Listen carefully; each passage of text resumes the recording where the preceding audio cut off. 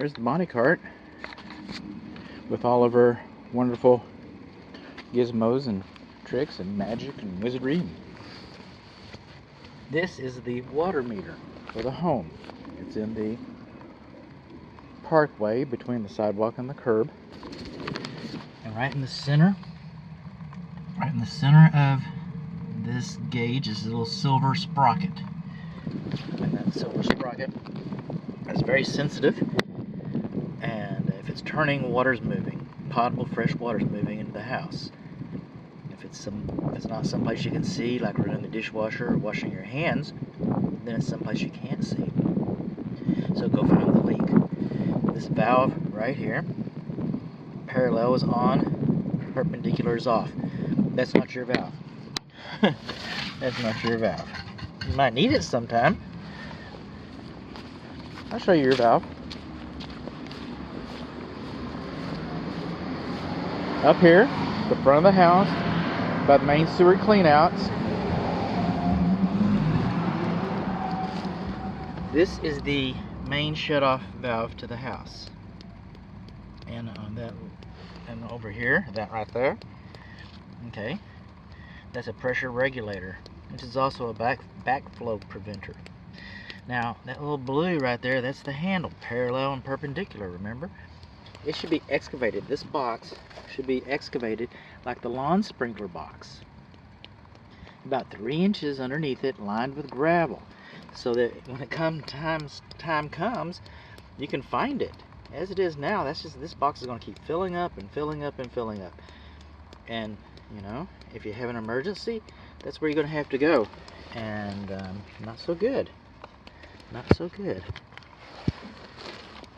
This is the main water shutoff valve. It should be excavated too, by the way, for the lawn sprinkler check valve, which is, you know, it's new installation. I can't find anything wrong with it. This is where this is all located, right here in the front flower bed on the east side, because the structure faces north, on the east side of the front door. So front walkway. Is it a portico? Not really. Okay. These are the main clean-out valves for the sewer system. While we're still talking about the lawn sprinkler system, we'll just kind of go on over here. Kind of keep it with plumbing.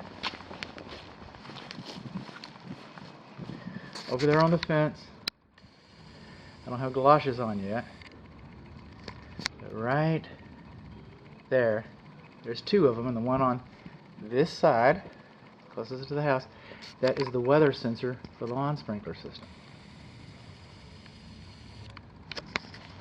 And coming along here, speaking of lawn sprinkler system, this is it. It's on the garage west interior wall. Care and use manual. Zones are labeled. So instructions. I'm going to try and run this thing here in a little bit, even though it's wet. And we'll keep going. We like to talk about things. This is the gas meter on the west side of the house. West side of the garage. Besides, I kind of got off track. This is the bonding wire going to the gas system for the house.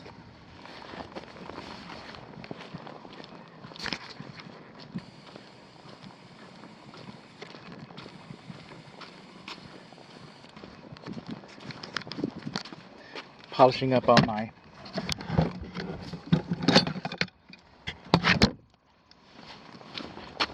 oh, and by the way, on this meter, when it gets put up, you're probably going to, just in case of an emergency, but you get a key like this. And they're all kinds of weird shapes, and it's really difficult to get a good one anymore. And so I got this old poorly made one, and I filed it down so that it works. So just because you buy a key thinking that it might help you in an emergency, try it out. Easter eggs.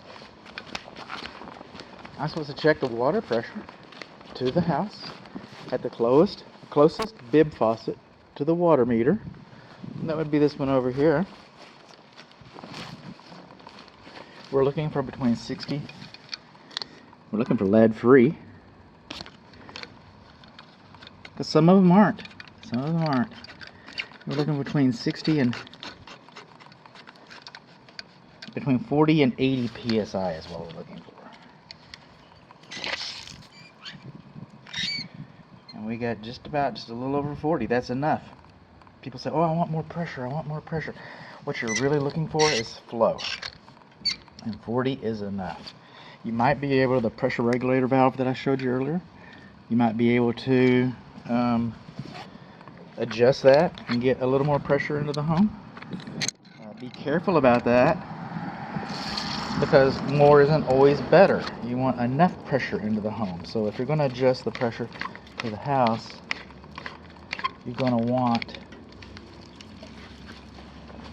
to not overdo